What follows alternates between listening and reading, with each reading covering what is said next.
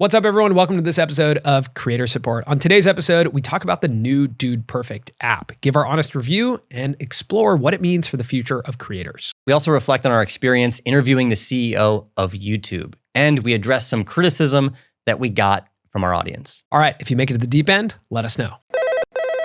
All right, our first question comes from the subreddit from Gotyamiati. There we go again. That's why we stopped reading the names. That's why we stopped reading the usernames. Okay, the question is, Dude Perfect app. Would love to hear CNS's thoughts on the new Dude Perfect app. Has anyone looked into it?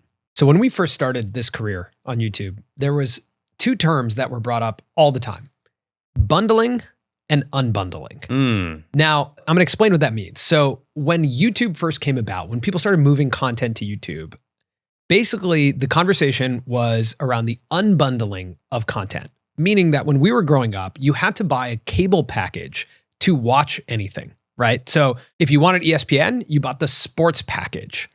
You had to buy all these other sports channels, the tennis channel, all these channels, so that you could watch the sport you wanted to watch. That was called the bundling of content, typically done by cable providers. As we moved into streaming, everything started to get unbundled, right? So now on YouTube specifically, you can watch a specific piece of content that you want to watch. You don't have to buy a big package to watch what you wanted to watch. Also, we have Disney Plus, we have Paramount Plus. Like every studio and platform wanted to have their own home with their own content that they could charge for. Right. So over the past decade, content got unbundled progressively, like over time, just got more and more unbundled. And now we're starting to see that unbundling take shape in a way that creators like the Sidemen and like Dude Perfect are even launching their own content environments. Dude Perfect just launched their own app. It's available on mobile as well as on TV. And are you telling me that creators are unbundling themselves? No, I'm not. I mean, I guess maybe, but sounds like you are. I think what they're doing is continuing to push the agenda of the, unbundling of entertainment to a point where potentially we are going to soon at some point reach peak unbundlement. Okay, got it. And have to rebundle things to be able to access content. Because essentially now you're paying for so many different subscriptions and finding content in so many different places that it might just get too much. Okay, so what you're saying is fast forward to the future, right? Right now, Sidemen have not unbundled themselves, but they put themselves in their own environment. Dude Perfect has put themselves in their own environment with this app. What if other sports creators start to do that? You have all of these standalone apps, creators who've been unbundled, take those creators, bundle them back together. That's right. And there's like a sports for... I'll buy the creator sports package. I'll take a little bit of Dude Perfect. I'll take some Jesser. I don't think it'll be the creator sports package. I think that'll just be a sports app. Like the Dude Perfect app, right? Will be potentially the bundle. Kids sports app. So let's take a step back and explain it. Like what is the Dude Perfect app? Actually, before we get there, let's talk about what we did this weekend.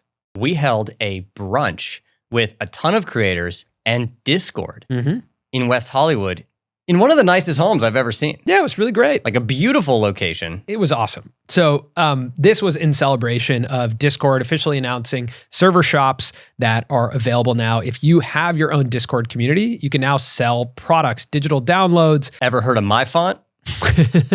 Exactly. Right. We sell Colin's handwriting in our server shop. Actually, the second highest selling product in all server shops in the beta. How about that? Pretty good. Also, I think the next highest requested font is yours. Right. Also pretty exciting if you look at the charts. That's true, but I don't even know what my handwriting is. Every time I take pen to paper, it looks totally different. Not only does Discord have server shops, they also have server subscriptions, which offer creators and community builders an opportunity to create private channels. You can offer private Q&A sessions. It's just a really great opportunity for creators to offer more to their audiences and create monthly recurring revenue for themselves. Server shops are now available to everyone. So if you run a Discord community, click the link in our description, learn more about how you can launch your own server shop. And thanks to all the creators who came out to our Discord brunch. And shout out to everyone in the Discord. As of today, the day that we're recording, we have 9,111 members. Wow. In the Discord. We're almost at 10K. Almost at 10,000. That's pretty amazing. That though is another example of the creators, building their own environments for their communities. And just to come back to the Dude Perfect example, I actually think this is a really significant moment for the creator economy with the Dude Perfect app. So the Dude Perfect app is available on mobile as well as on TV. Uh-oh. That's a big deal. Now, when I first saw that this was launched, my immediate thought was, wow, that's really smart because Dude Perfect speaks to a young audience. And as more and more content gets onto YouTube, as it gets harder for parents to trust their kids navigating YouTube, right? Mm-hmm. Like YouTube can recommend all kinds of things. Things can be made for kids that maybe aren't fully reviewed, that, potentially have some subject matter that isn't great for kids. But if a parent's like, you know what, I trust the Dude Perfect brand. I like the Dude Perfect brand. You are allowed to watch the Dude Perfect app, not the YouTube app. Mm-hmm. That is a very significant thing that Dude Perfect just did to say, hey, this is a trusted app for you to watch good for you sports content. And it makes so much sense because it's a big part of their brand. When we were hanging out with them at the beginning of the year, they said that their mission statement was to be the most trusted brand in entertainment. Right. This is exactly in line with that. Create an even more trusted location. Right. Where you as the creator control absolutely everything, take full responsibility for all of the content in there, and create the safe environment that fits with your brand. And now when you think about the opportunity, so right now I have the Dude Perfect app up. There's a homepage where they have, content in here. There's also exclusive content. There's Dude Perfect app exclusives, which is like bloopers, extras. One of the most interesting things is that it's kind of like YouTube, where there's a shorts feed. Mm-hmm. And you can actually swipe through a shorts feed of Dude Perfect shorts. You can also then go into playlists where you have their most viewed videos. There are different formats. We're talking longs. We're talking long form videos. There's anything from 4-minute videos all the way to 40-minute videos that you can watch. They're segmented by type. It's a very interesting environment where my anticipation is that there will be advertising that supports this app. Yeah, because right now it is free. It's free. And when you join, you have to identify if you're youth or an adult, right? So if you're young, if you're, let's say 12, 13 years old, likely there won't be advertising or it'll be a different environment. If you're an adult, you can be advertised too. Now, I think what we'll see is unique advertising that they can sell themselves, right? So let's say Coca-Cola wants to do a deal with Dude Perfect. Dude Perfect is going to have YouTube programmatic advertising that's, run through Google and YouTube, right? But if they want to sell a specific campaign, okay, Coca-Cola is doing a specific campaign with Dude Perfect, they can take over the app. That's really valuable. Now, additionally, I think there's going to be a premium tier where you pay a monthly fee, but my anticipation is that's going to be for live sports. I think the opportunity here is that the NBA, the NFL, all who are trying to attract a younger audience, as Dude Perfect has a young sports enthusiast audience in a dedicated environment, there'll be an opportunity to stream live games into there, either while Dude Perfect is watching or just stream them into there. It could be different commentary, could be Dude Perfect commentary. It could be like more fun commercials in the middle of them that are more relevant to kids. There's a lot that can be done here just by aggregating and segmenting their audience to here's the people who are watching the Dude Perfect app. Yeah, right now the value prop when you watch the opening video is that you can get, bloopers behind the scenes, but they also say that you can get the videos early. Yes, that's true. In the app. That's a huge part of it. That is it's like if you're a big Dude Perfect fan, this is a free place to get early access because normally that's reserved for like a Patreon or a membership, right? Normally people pay for that. Yeah. That's a huge value prop that they just included. And like you were saying with live sports, there's so many other places this app can go. But the most important thing I think is how they launched it. The fact that it's free, it's safe for parents and for kids and viewers, it's early. Like that's a no-brainer. So are there any downsides to launching this app for a creator like Dude Perfect who has the scale that they have where it's amazing to me how successful they've been for as long as they've been on the platform. There's no like decline in the Dude Perfect brand. It's only gone up over the past decade where it's just like every year it feels like that brand continues to increase in value, increase in visibility, and increase in strength. What are the downsides of creating your own app environment? I don't think a downside is going to be a decrease in viewership on YouTube. Right. I think no matter what, they're probably still going to find a lot of scale algorithmically on YouTube. Yeah, I mean, what's the average viewership of a Dude Perfect video right now on YouTube? I would guess right now somewhere between 10 and it's 12 about million. I'm looking at it. It's between 6 and 8 million. Okay. So 6 and 8 million. So let's just say 1 million people go over to the app. That'd be a huge win. That'd be insane. A huge win, right? 1 million people not watching on YouTube. It is a lot of people, but I think the difference between 6 and 8 million and 5 and 7 million is not that vast on YouTube. You know what I mean? Yeah. Like if they actually did lose 1 million people watching regularly on YouTube, which is unlikely, that wouldn't have that big of an impact, but it would be a huge impact to have an app that has 1 million monthly active users. Yeah, it may be more impactful and more beneficial because you can message to the people who are the most engaged. Right. It's a more specific grouping of their audience that they'll know what types of things they would want to buy, what they'd be interested in, and what could be advertised in that environment, as opposed to like the more general YouTube environment. The big question, and you mentioned this before, the big question for me is, do they start platforming new talent inside of this app? Are we going to start to see the next generation of, young sports creators get shows on the Dude Perfect app? Talking a little bit of bundling here. Yeah, I mean, we're talking about like Nebula, who we talked about before, right? Yep. They're operating programming in that app. They're picking up shows to play in their app. Dude Perfect can easily turn to other creators and quote unquote buy shows, buy programming. They can even buy early releases, right? They can say, hey, you know what? Give us your episode a week early before you put it on YouTube. I don't know if they would go that route. I think they would create original programming with new talent. Sure. But I don't know if they would take other creators and bring them in. Unless they know for sure that those creators, their goal is also to create the most trusted brand in entertainment. The question, to maintain that safe environment. Fair. The question is though, can you get athletes to shoot, like can you make a show that includes pro athletes that Dude Perfect doesn't need to be in, but follows some brand ethos of Dude Perfect? Can you get, the Kansas City Chiefs to do a trick shot video, right? And why the Chiefs?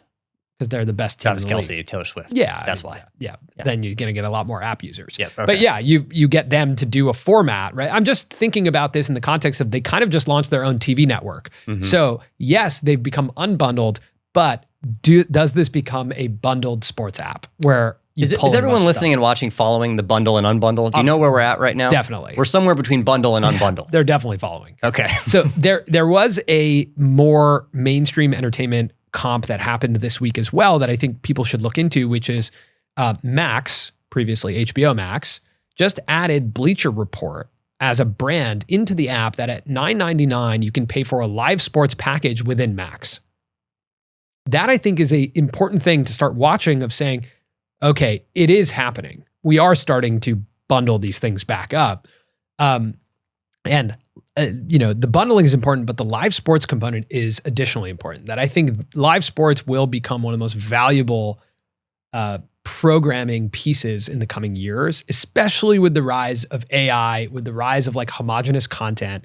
Like that is going to be something that I think the leagues are going to go, the rights can go into all these different places. Yeah, so let me connect that for everyone. The AI and the homogenous content, the reason that sports will become even more valuable is because it will become one of the very few absolutely verifiably human, real things that's unscripted that you're watching in a sea of things that are made with AI that are somewhat artificial for a number of reasons. Live sports is like the one thing that will remain human, unscripted, verifiably. This is not AI. This is human. There may be like augmented reality experiences that go along with watching sports, but whatever happens there, that's what happens. So far in using the Dude Perfect app for a total of 1 day, I am very impressed with it. And I think it represents a bigger shift in the creator economy right now of moving your audience into a specific environment.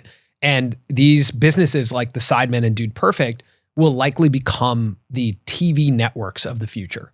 Like they have the opportunity in 10 years to be the HBO, to be the ESPN, right? Dude Perfect will become the ESPN of the future.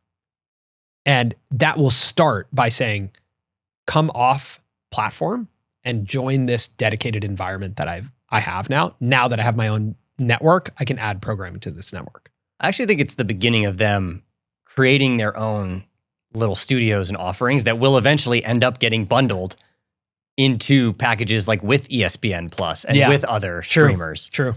There's already, especially in sports, there's a meshing of like Pat McAfee, right, is all over ESPN now. Right. Like I think if anything, in sports, it seems to be happening first where like creators are building really powerful audiences and then like finding ways to collaborate with traditional networks. Mm-hmm. It'll be interesting to watch. I do think it's like, if you have not subscribed to some of these, or just like download the Dude Perfect app and just play around with it, because it's interesting to start to see where all this is going. In our conversation with Jordan Schwarzenberger from the Sidemen, he said Side Plus was the biggest revenue driver for the company. That's really significant to start to look at right now. All of this to say, we did release our interview with the CEO of YouTube this week. And it's interesting that we asked him about this concept of like, why not have some of these alternative monetization options within YouTube, where like, why is it they do have these options, right? But it is very expensive for us to launch membership on YouTube. But he was talking about how he likes that the home of these creators is YouTube. And they will always have to use YouTube to drive discovery for these platforms. Yeah, I think for me, it just shows that advertising on long form content is clearly, without a doubt, like the bread and butter of YouTube. Yeah. And any really strong push in a direction towards like channel memberships or even really deep into like live streaming is potentially that's true hurtful to the bread and butter of the business. Yeah. So like it's the offerings there, you can do it. Yeah. But it's clear that it doesn't fully fit into the business model. Mm-hmm. And if it was too successful, it could hurt the business model. Lessons here, creators, own your content so that it can be placed in other places, right? Like when you do bring it into an app, make sure you own it and you have all the rights to it and everything. And also like bring your audience into your own environment. I know I just said that, but like that I do think is getting increasingly important. Like our newsletter, our Discord community, like bring your audience into other environments. All right, before we move on to the next question. Yeah. I do just want to take a pause and acknowledge the interview with the CEO. I know we just talked about it, but like reading the comments, it was crazy to see. I read a comment from Tucker Pierce, who has been watching our videos for years, for maybe over 10 years. Yeah. And to see a comment from him on that video this many years later, and to think that people have watched so much of this evolution is crazy to me. And that interview could feel like a part of just a bigger trip, because it was. We did a lot of other things on that trip. It's easy to overlook it, but it's a huge milestone, I think, in our career and what we've been doing. It's the first time we've done anything like that. Of course, yeah. It's crazy. I said this over the weekend. I was speaking, and I said this, that it felt like for a very long time, we loved the platform and it didn't love us back. And it's a very surreal experience to feel loved back. And this is an example of that, of getting the opportunity to sit down with Neil, to be the guys that are, trusted enough to have that opportunity. I think is like, it is a testament to like us working really hard at this. But also just like the moment in time, it is like, I'm so grateful for that opportunity. That was crazy. Like that was a really cool opportunity. I was way more nervous than I anticipated. Yeah. And we only had about an hour. Yeah. Which was scary and intense. Yeah. This is different because when you do this interview, you know that not only, our audience, all of you will be listening and watching, it will be new creators who are like, oh, I don't really know Colin and Samir maybe, but of course I'm going to watch this one. And then you have people just in the tech world, and then maybe some people even like in the finance world. Like this is... Yeah, and there's no way to do it in a way where everyone thinks you did a great job, right? Like, totally. That's just impossible. I knew that going into it. It's like you're going to sit down and people are going to be pissed about what you didn't ask. People are going to be excited about how you did drive the conversation. And what was really nice was as we got into it, like Neil was very easy to talk to. There's obviously stuff he can't say and can't talk about. But I thought as we got into like giving feedback to him and actually talking about products, the conversation was really fun. I think also for us as creators, we got to build a deeper relationship with him and have different context on the CEO of YouTube. It was just like, I don't know, man. It was a surreal experience. Surreal experience to think about when we started to be like, oh, one day we'll sit down with the CEO of this platform. That's crazy. Yeah. In the last couple of years, I thought it would happen, actually. I just thought it would be Susan. Yeah. Neil came out of nowhere. Yeah. I think it became an aspiration for me when Casey did his interview with Robert Kinsel, who at the time was the chief business officer of YouTube, who we also interviewed on this podcast. I remember Emma visited the YouTube offices and had Susan on the channel, and then Susan showed up on a couple of other I want to acknowledge channels. Ludwig's interview with Susan, because I think Ludwig paved the path for like that CEO interview, and tonally being the most himself in that interview, of being like, I'm not going to change my tone. I'm going to be Ludwig. And I think he did an excellent job with that and got to like really good questions. Yeah. Which the tone was a concern of ours. Yeah. We wanted to make sure that it was clear that we are creators, and this guy is the head of the platform. We're not like journalists in the traditional sense. Yeah. Yeah, totally. And we wanted to represent creators at large, which is hard to do. Like wanting to represent the interests of creators at large and our own interests. So let us know how we did. It was fun, interesting. Hope to do it again. And also, we got A/B testing, Colin. We talked to Neil about that. Yeah. But we ran our first, to be specific, ABC test, because you can upload 3 thumbnails. Calling it an ABC test to me is like sounds like kindergarten. Twitter X. I'm just like, well, it's an A/B test. Oh no, I tweeted that. Yeah. Okay. Yeah. I tweeted ABC testing. Yeah. Hey man, look, I'm not guilty. Sorry. I X'd it. I used ABC in Slack, but I didn't like it. Yeah. Yeah. I've been pushing that. I've been like the annoying guy correcting everyone. Putting like an asterisk. Yeah. It's ABC. So we ran our first ABC test. And it was really interesting to see, because this morning I started logging into YouTube on different accounts and seeing different versions of the thumbnail. And then at one point saw a very consistent version across all 3 accounts. And that was the one that won, quote unquote. I guess it's the winner. Yeah. The thing I really like about this is that it is based on watch time. I think that's like incredibly important. The variance from the lowest performing to the highest performance is significant. So we had one thumbnail that was my favorite thumbnail. I thought it represented our brand the best. That was the worst performing. It had 30% watch time. That was my favorite thumbnail too. Yeah, I just thought it represented our brand the best. One that I knew would probably drive clicks, but it didn't feel as connected to our brand. That was the best performing at 36.7% watch time. So really interesting to see. I think the future of this tool, like how we'll use it, I could see us continuing to use this. I like this. Obviously, we should be 100% happy with all 3 because you don't know. I wonder how this is going to change. Does it keep running?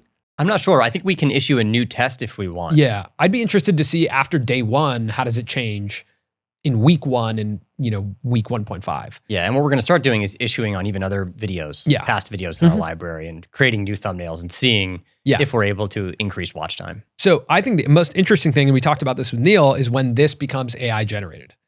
When these are automated, where it's like, here's kind of the text, here's some of the assets. Here's kind of our brand book. Like you can imagine a Canva style interface where it's like, hey, here's the font I use. This is the yellow background we want. Right. We can have YouTube buy my font. We don't want 2 lines of text. We want 1, whatever. Yes. Generate something. Here's the images. Yeah. Generate based on the users. So then it goes even more hyper targeted. Which is very Netflix. It's very Netflix. Yeah. Which is probably the future. Or thumbnails get removed altogether. Who knows? I hope they don't. Yeah. Yeah. I think what makes YouTube hard is that's what makes it great. Yeah. This question comes from Boya, a rare sighting in the Discord, a LinkedIn creator. You know how on our Discord you can put what type of creator you are? Does that mean we get more months of spring or something? Or it's like Groundhog's Day. Like we saw a LinkedIn creator.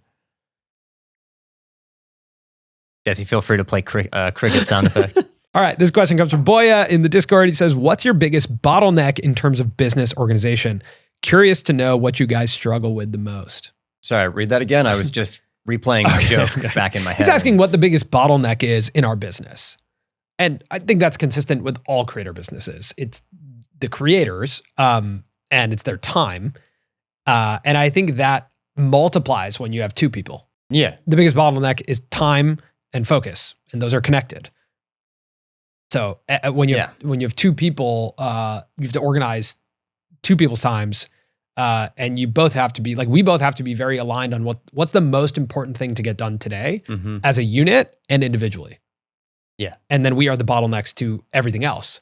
Like if we decide, which, tomorrow and the next day are going to be 100% based on our course, which we'll talk about in a second, that now pushes out anything else that needs to get done in those 2 days can't happen. So, other members of our team have asked for meetings to make some decisions on other things. And it's like, no, that's not possible because we need to focus on these things. So that creates the bottlenecks, right? Anytime we've been with any other creator, it's the same bottleneck. Hey, can you review this edit? No, I need to focus on this right now. So now that person's waiting, the editor's waiting to review the edit. A trade-off because when it was just you and I working together and there were no employees, there was no real bottleneck to coming up with the idea and shooting. There was a huge bottleneck to post-production. It was really, it would take forever. It was really inconsistent. That's eventually where team started to come in.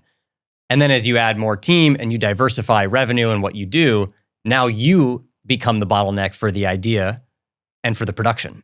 And for the feedback. And for the feedback, if you're not available for that team member. Yeah, it all comes down to decision-making, right? Like the creator has to make the decision, the final decision, unless you've given full autonomy to give final decisions to other people. And no matter what, I think like that is the bottleneck. It's the decision-making, and that is connected to time and focus. Where do you need to focus on a day-to-day basis? Also depends on how many weddings you have to attend. Well, I think it gets the bottleneck as you get into your 30s also becomes like family, which is time. Yeah, it's time. But it's like weddings and like next year. And deciding what you want to eat for dinner. Well, really is like, that can be a bottleneck that lasts forever. What were you going to say? Next year? Yeah, next year we're already working with this bottleneck and this challenge of time because of my brother's getting married, you're getting married, you have other friends getting married. Like basically there's a question of like, should we just shut this all down? Because we basically have no time. Or should we just be here next year to support other people's weddings and my wedding? Yeah, I was reading, it was David Perel, the writer. He was talking about how his default is no to everything, even close friends' weddings. Wow. Yeah. And I got to find the clip because I don't want to misquote him, but it was there. I watched it and I was like, that is true. That is how you build your thing. That's the only way you actually build a compelling business. But then you're also the guy who doesn't go to weddings, and that's like, I don't know. It's hard to grow. Like all of our peers are like in their 20s and they don't have to deal with going to weddings. That's true. Yeah. Stay tuned to Colin and Samir next year as we have to go to a lot of weddings. We should talk to like Rober and Rhett and Link. True. Those are the people to talk to of like our contemporaries of like, hey, how are you guys navigating going to weddings and building this business? Okay, let's talk about some criticism we received last week. So it's really interesting. We are building a course. We've talked about building a course business. We've talked about education being the like merch that we want to launch or like essentially like the extension of our business. What makes sense for us is to start launching education. We're passionate about curriculum. We're passionate about changing how education is done. We're passionate about this community and releasing more education into this community. So we've spent now, it was pretty amazing, 1 year writing curriculum because we want to make it as valuable as it can be. But spend a year writing curriculum on how we've built our brand deal business. How do we work in the advertising business in the creator community? How do you attract a brand partner? How do you build yourself into a commercially viable YouTube channel that can actually get brand partnerships? How do you negotiate those? What does the negotiation process even look like? All of that, we've spent a year, we've hired people to help us with this. We've like put a lot of time, energy, and effort into this. And as we're getting closer to shooting it, we wanted to make sure we're aligned with the audience's expectations. So we created a very short kind of survey that nets you out into joining our wait list for the course so we could learn more about what the audience wants. Posted it on LinkedIn, got a ton of people to do it.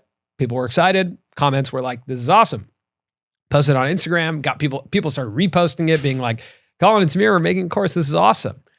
And at the end of the day, one of the days last week, I was like, oh, you know what? I haven't posted this anywhere on our main channel. We're not going to make a video about it, but let me post it on the community tab. I was like, hey, everyone, we're building a course on creator business. You know, thought it was like a very innocent post. And immediately I started reading the comments and it was like, I can't believe you guys are doing this. I have some of the comments here. One comment was like, wow, I like you guys. And I hope this isn't the end of your career. Yeah. Like really, really intense just pushback on the concept of a course. Here's a couple of the comments just that we pulled. If people still buy YouTube courses in 2023, there's something wrong with all of you. While we know courses work, please keep the focus on your content. The majority of us are still here to watch you guys and have you guys bring interesting conversations and cover the creator economy. That has a ton of likes. No, I've never bought a course and didn't ultimately make me feel scammed and stop following the creator entirely.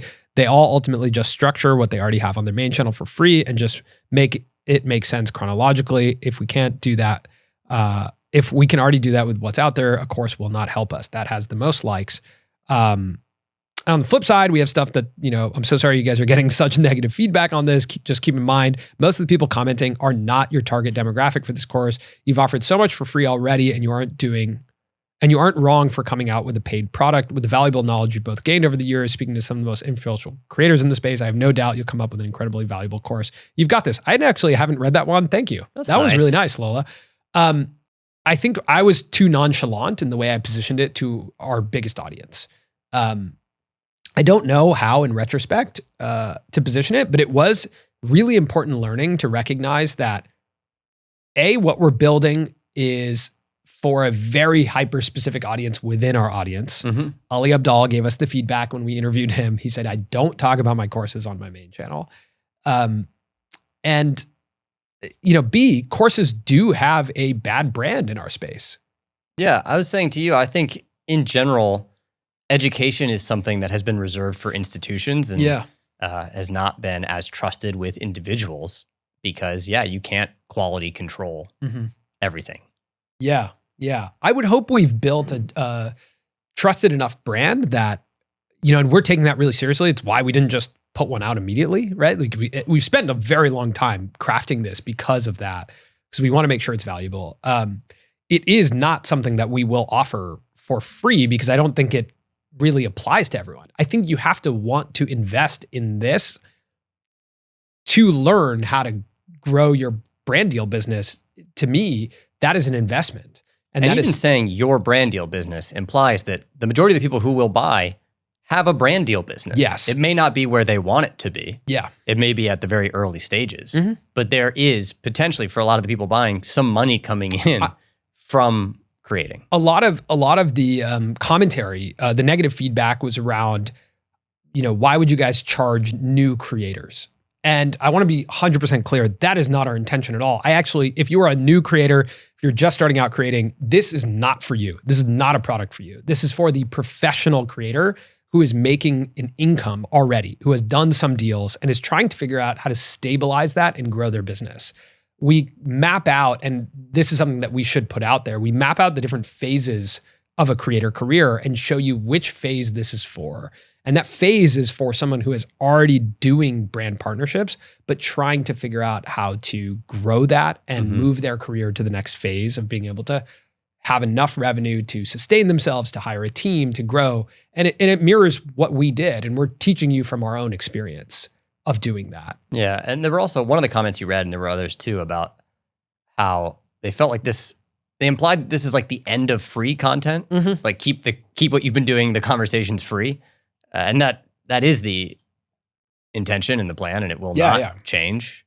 Yeah, there's no plan on. There's actually only a plan on you know, potentially doing more free content, not less. So, I thought it was interesting. You know, there's no push to force anyone from our audience to take the course. This experience did change the way I think about marketing the course. You know, we do already have over 2,000 people on the waiting list for the course. If you are interested in this, again, I want to caveat that if what we just said sounds interesting to you, there's a link that you can click to, you know, input more about yourself and join the wait list. That is already more people than we anticipate having space for in the first cohort. We're going to do this as a cohort, and we do not plan to have more than 250 slots in that first cohort. Yeah. We don't plan to have more than first class. It's an intimate group of around 250,000 people. 250,000 people. Yeah, that's all. Look like yeah, you'll know your classmates. No, but we don't plan on having it go that wide. We want to start small. So like it was very interesting learning, and I was like humbled by the experience, but also felt like it was really important lessons.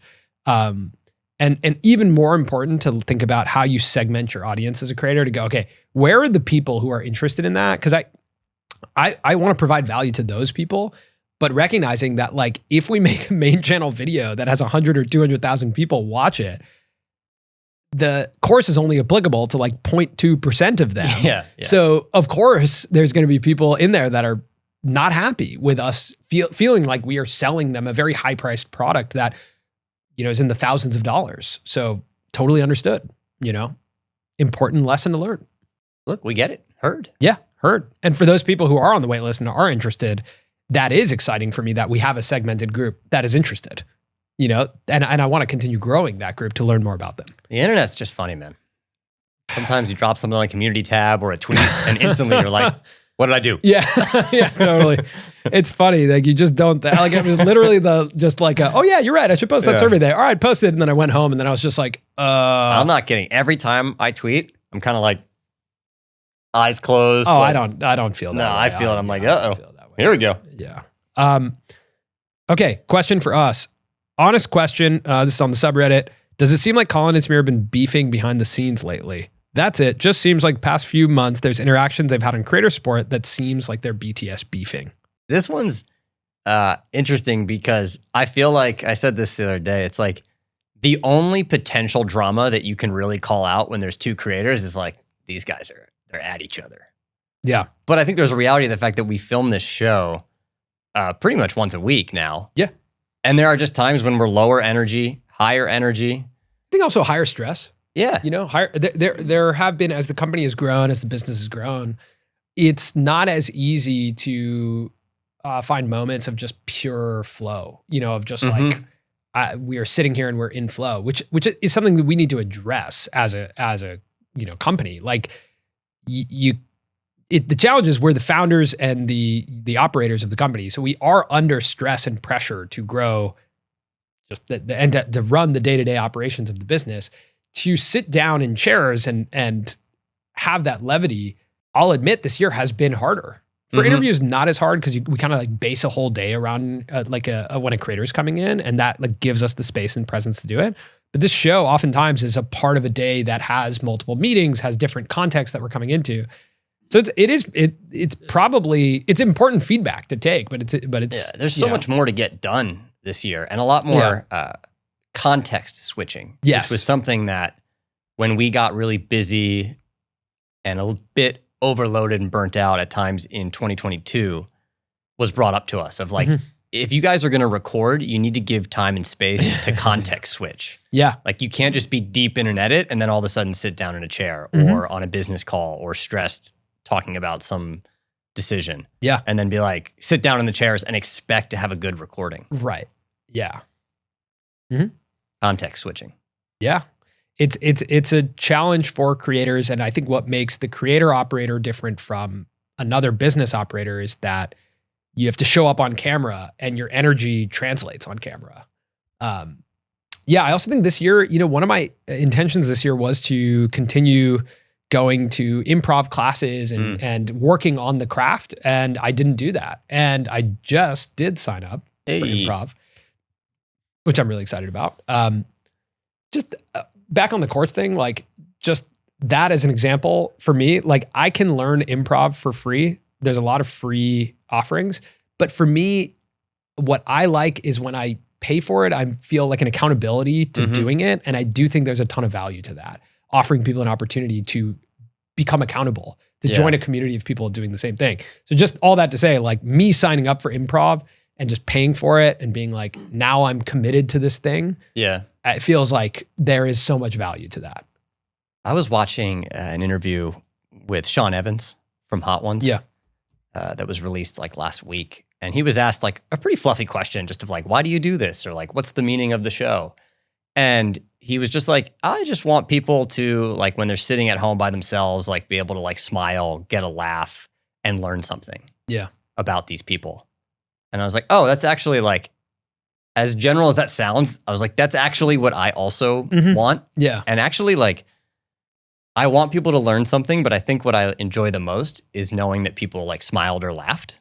You know, I think in the early stages of our channel, we didn't have as much to teach. Sure. So it was more like maybe smiling or laughing was like some of the impact. And I think for me, that's what I enjoy the most from the creators that I watch. It's like sitting at home and like having Cody Ko make me laugh. Right. And you just start to feel less alone. And hearing Sean Evans say that, I think literally yesterday, I was like, oh, I think I'm going to approach this recording today a little bit different, because I think one of the most important things that I haven't forgotten but want to emphasize is like making everyone who's listening and watching feel like they can like smile or laugh, and that it's not just like serious curriculum all the time. Yeah. You know? That's why you tried the groundhog. That's why I'm trying. Yeah, I'm just shooting out some jokes here and there today.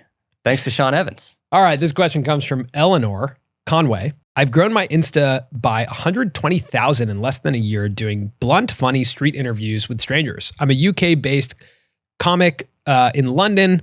I want to grow this idea into a monetizable format, and TikTok and Instagram is just not doing it. I want to start booking guests and broadening the chats a bit. I don't know whether to do it in a YouTube interview series that's 5 to 10 minutes long, or to just jump into a video/audio podcast. I feel it's easier to build podcast revenue, but there's loads of podcasts out there at the moment. Interesting. So this is going to be a very consistent problem that we face, where people have grown audiences on TikTok and Instagram, and now they're like, but how do I make money? Right? Like that is going to become a consistent problem. Jack Coyne and Trackstar, if you guys haven't watched that show, just type in Trackstar to TikTok or Instagram. That is a great example of a monetizable short form format. If you're building a short form format, I think you do have to think from the beginning, what would be the potential advertiser in this? Is there an industry to support this piece of content? Because Trackstar is in the music industry. Now, what's happening in the music industry is we need new DJs.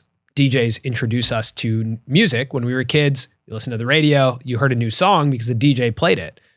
So who are the new DJs? It's Tube Girl, right? Who, if you haven't watched on TikTok, you should check out.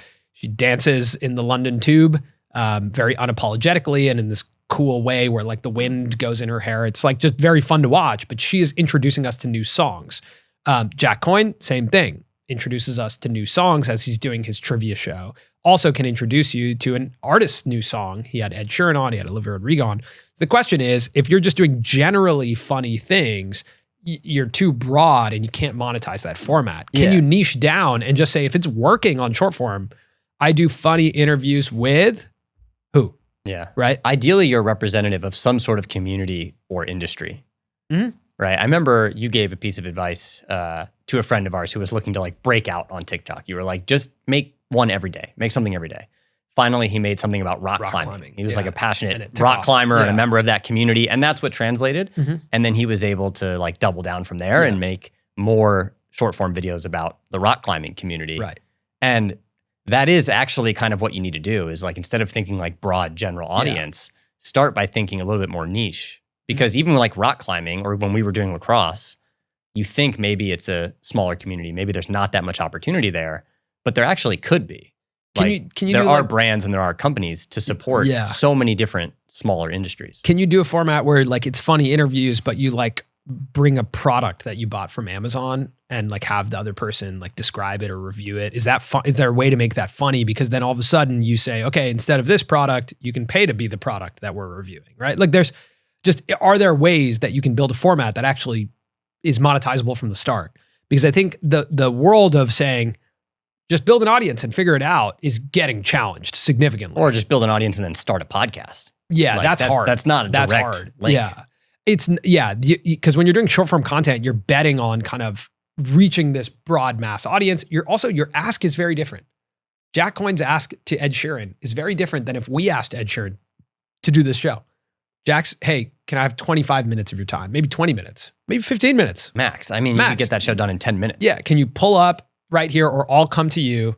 You're walking out of the studio. We'll do it in 10 minutes. It'll get 1 million+ views. It'll promote that, promote your new album. That is a high ROI as an artist collaborator. For us, it was like, hey, Ed, can you come to our studio in Venice for 3.5 hours? That's an aggressive ask. It does make it, significant when people choose to do that, and that we can go in depth with them. But that ask is really significant. And as you said that, I'm just envisioning a comment on the YouTube upload. From Ed. Top comment, Ed Sheeran. Sure, guys. Oh man, that'd be dope. I'll be right by. Yeah.